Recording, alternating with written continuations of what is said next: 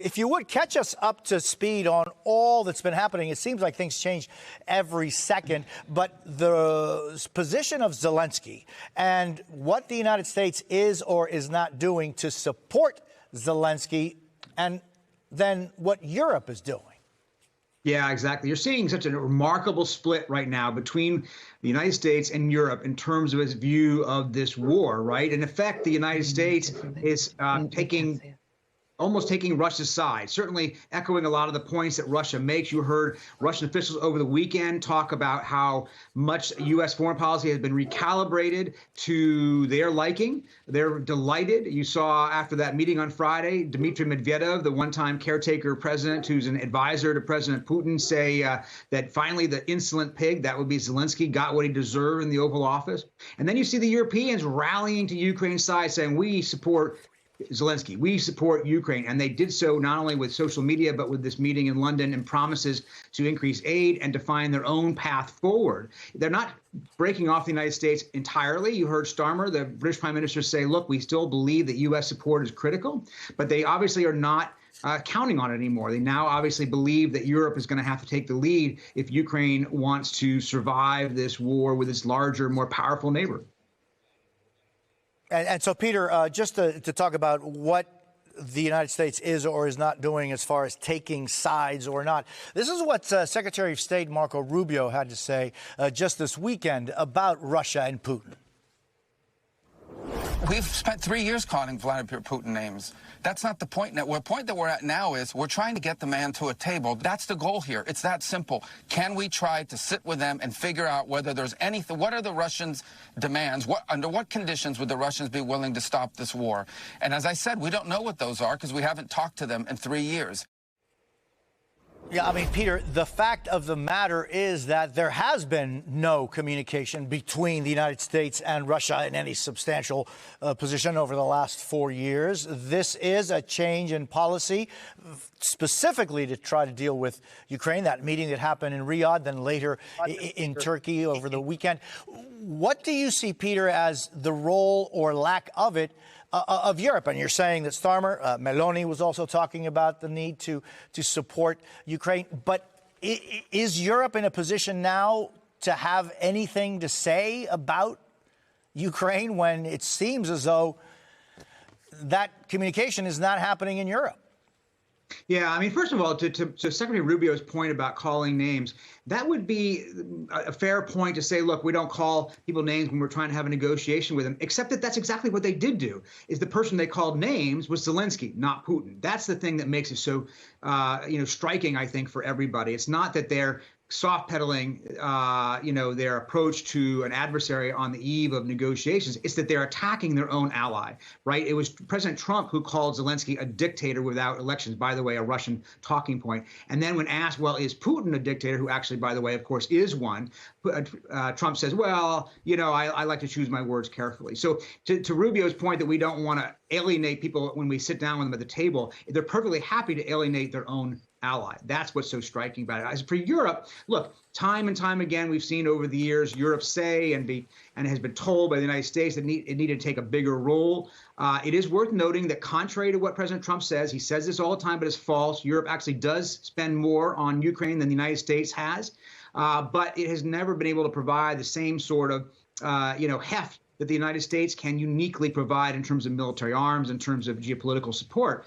And this is a test. This is a test of this new world order, a new world order in which Donald Trump is pulling America back from its traditional alliances and realigning it with countries like Russia. Just last week, he voted at the United Nations with Russia and Belarus and North Korea against Ukraine, France, Germany, Britain, and so forth. So it's a new world, and Europe has to figure out its own way to navigate it.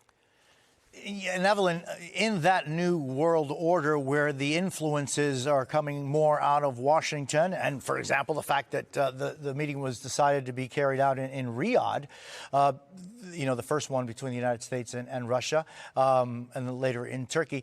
Evelyn, how do you see this? And is this new world order one that could include Europe playing a more significant role? So, Jose, first of all, the short answer to your question is yes. I want to add to what Peter said about the dynamic. Vladimir Putin, you can flatter him, you can talk nicely to him. At the end of the day, he's only going to make a deal if he thinks that there's too much pressure being put on him so that it's in his interest to compromise.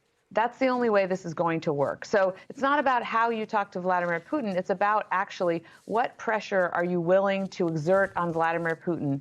And that is to say, putting economic pressure, sanctions, or threatening to use military force if he doesn't continue to recognize the sovereignty of Ukraine. So I think that's an important point. With regard to the Europeans, I think this is exciting. We're watching the Prime Minister of the United Kingdom, step forward, bring all the Europeans together. Frankly, they have the economic ability. They have the military ability, although they do need time to ramp up more than we do. But what has been missing all along is really the political will. The Europeans can, to some extent, deter Putin. I don't think he wants to go to war with the Western European countries in particular, but he doesn't want to go to war with Europe as a collective. And if the United Kingdom can bring the United States back into the equation, then certainly Putin would not want to go to war with us. Although there is really an open question of what President Trump is willing to do. Yeah, I mean, and the Secretary General of NATO over the weekend saying that it was important that the United States get back into their communication and, I guess, alliance with Zelensky and Ukraine. But, Evelyn, the whole issue of NATO and, in Article 5, that is something that it seems that there's almost a difference there between the United States under President Trump and all of NATO Europe. Yes, and that's why you hear, I think, I'm not sure which European leader it was, but they've talked about different structures, the need for a new security mechanism that would include well, I guess it was the United Kingdom. Basically, the Prime Minister said he needs a coalition of the willing. Macron also kind of backed that as well, in a way. Yeah. So it would include those European countries that are willing and also inside the EU, as well as the United Kingdom, and maybe others. Maybe some of the East Asian countries would be willing to also contribute militarily because they know that President Xi is watching this. And I want to just make one other point because, Jose, I feel like people are really underplaying the threat posed by Russia. This reporting about lessening our cyber defenses against Russia. Let's remember that Russia is a country that has put bots, ability to activate and cause damage to our nuclear and energy grids, our water grids. This is all because they think that someday they may end up fighting us. And Putin also talks about fighting NATO at some point in the future. So I think we have to remember that Russia is a dangerous adversary.